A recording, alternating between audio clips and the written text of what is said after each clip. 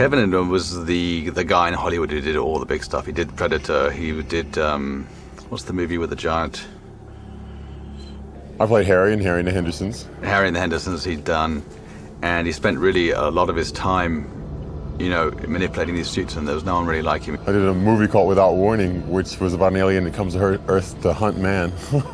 So I guess I've done Predator 3 or 4 times. He was very tall, and he was super smart, and he was a great.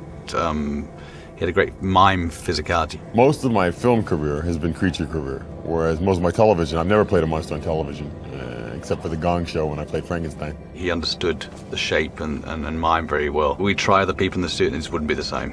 He understood so clearly what it was, and he was always in charge of that side of it. And so it was great for me to walk into a film where he had such a command of that.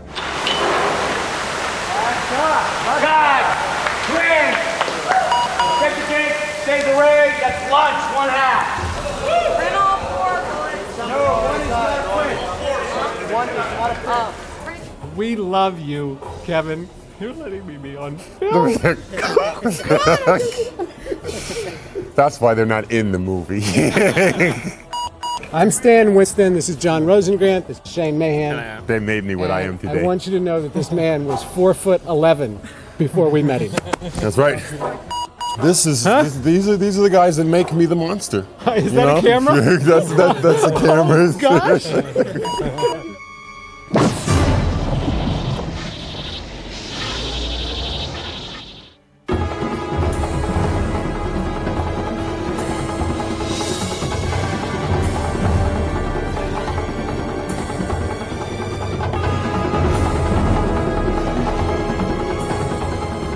I've worked for the Stan Winston studio for over 20 years, and I was part of the team that actually created the first Predator, which led to our involvement in Predator 2.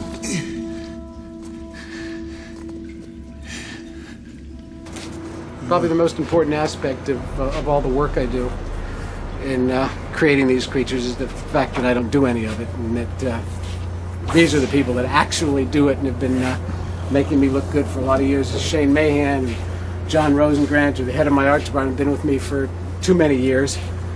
And the life of it is from Richard Landon in the back there, who's the head of the mechanical department. So we have the aspect of the art that it takes to make the creature and the art that it takes to make the creature live.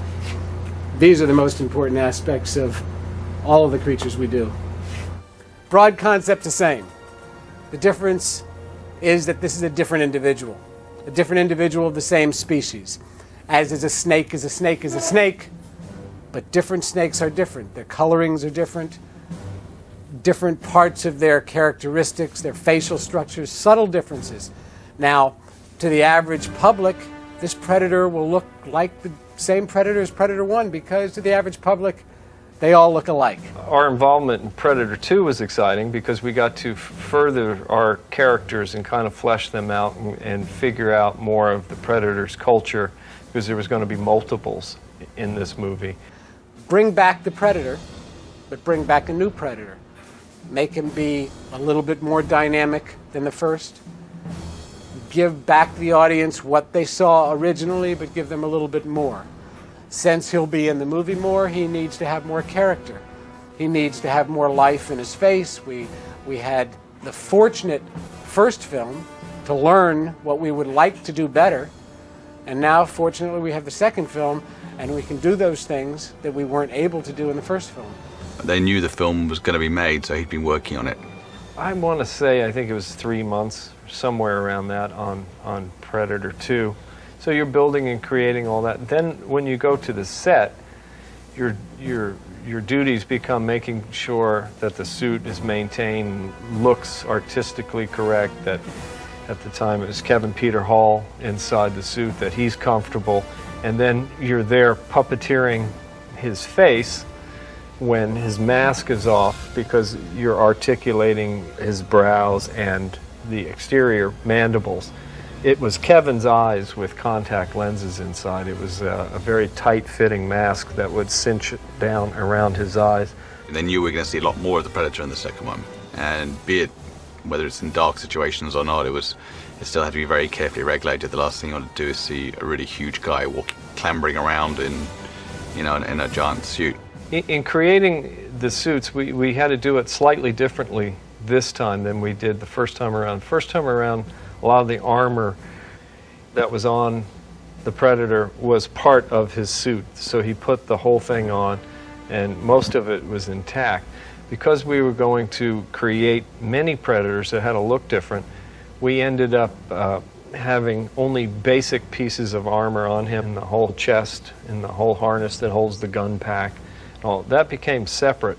And I think it created a more realistic look, because I think in Predator 2 we're going to spend more time looking at these characters than in the first movie, so it's better to have all those separate and kind of moving and functioning and would actually clip on. And then by having the Predator bodies without the armor on them, the naked chests, it allowed us, for the background ones or the ones that would be seen later, you could augment them by putting different armor on in a mix and match fashion.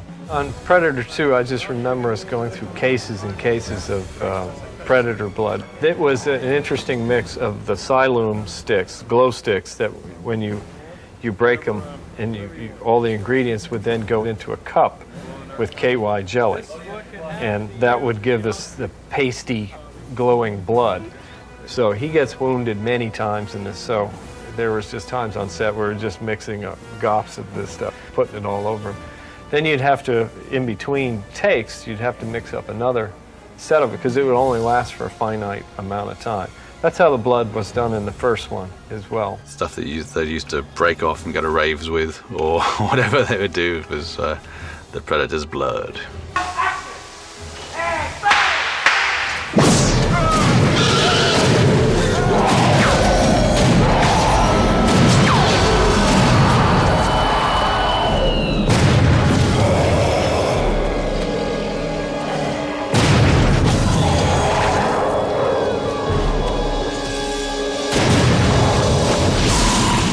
We are now shooting Predator 2 in Los Angeles rather than the jungles of Palenque, Mexico.